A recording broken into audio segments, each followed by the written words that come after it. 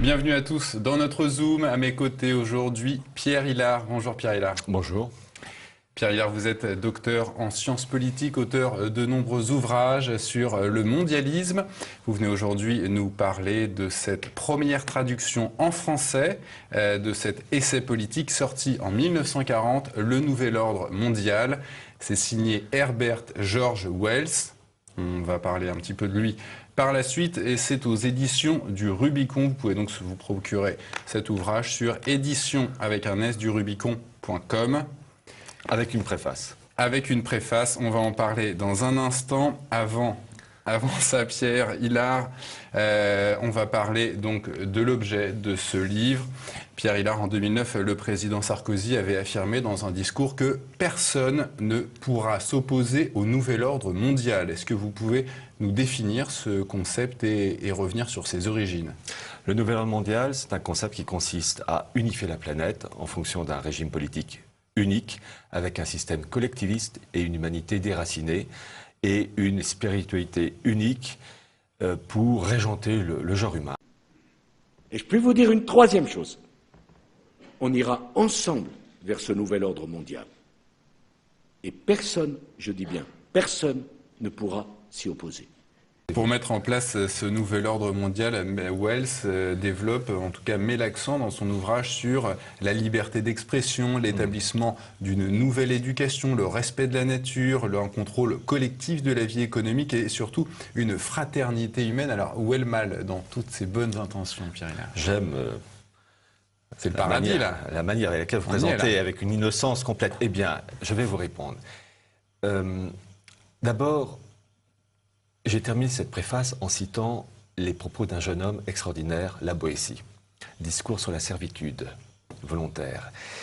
Et ce que dit H.G. Wells, et La Boétie l'annonce 500 ans avant. Vous écrivez dans la préface. Voilà. Ce que dit Wells, il veut la liberté. Mais une liberté à condition qu'on suive les prescriptions du système des initiés. Et d'ailleurs, c'est ce que je dis. Si pas de liberté pour les ennemis de la voilà, liberté. c'est le principe révolutionnaire, on en revient toujours à la même histoire. Si on commence à dire, d'accord, vous pensez ça, mais moi j'ai envie de faire autre chose, eh bien tout de suite, ils vont vous taper dessus. Et c'est une fausse liberté. Vous êtes libre à condition d'aller dans ces directions. Et moi, si je dis, mais moi je voudrais aller là-bas, alors là, vous êtes un affreux réactionnaire, fasciste, avec tout le CV qui va avec. Et c'est ça qui montre la perversité, l'hypocrisie du système qui consiste finalement à maîtriser une humanité rebelle grâce au puçage, grâce à des produits, à des médicaments, et puis à une éducation régénérée, modernisée, c'est-à-dire une manipulation mentale des masses, un matraquage idéologique pour marcher dans une direction bien déterminée. Le nouvel ordre mondial rejette toutes les religions, c'est ce que écrit Wells dans son ouvrage, à l'exception, enfin en tout cas non, il rejette toutes les religions et une plus qu'une autre, le catholicisme. Pourquoi? Alors, il cite 4 religions, l'islam, le judaïsme, le fondamentalisme américain et le catholicisme. Mais il les condamne et il s'arrête à ce niveau-là pour 3 religions. Mais il en reprend une, le catholicisme, qui condamne sur plusieurs paragraphes dans 3 chapitres.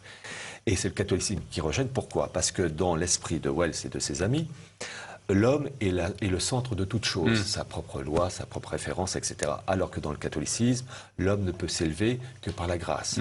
Et donc il y a un rejet de la part de H.G. Wells et de ses amis, que ce soit Richard de Coudenhove, Kalergi, etc., un rejet de la Sainte Trinité, de l'incarnation.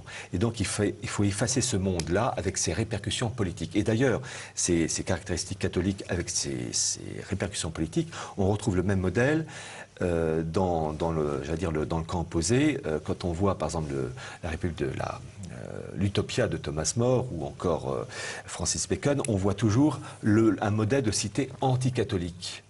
Rejet de l'incarnation, rejet de la Sainte Trinité, et ensuite qui se répercute dans la construction d'un monde purement matérialiste, technocratique. Donc en fait, c'est l'opposition de 2 mondes. Et ce principe de l'incarnation de la Sainte Trinité, l'islam ne pose pas de problème en ce domaine-là, puisque c'est le Dieu unique, et puis Mahomet, c'est un être humain, point barre. Et pareil pour d'autres religions. Donc c'est ça qui est très intéressant de voir que H.G. Wells a compris que dans l'établissement du nouvel ordre mondial, il n'y a qu'une seule religion qui bloque, c'est le catholicisme, avec ses répercussions spirituelles et politiques, et c'est ça qu'il faut détruire. Les autres religions, ils s'en moquent. Oui, moi je suis contre, mais... Donc on voit quel est l'ennemi principal. Ouais.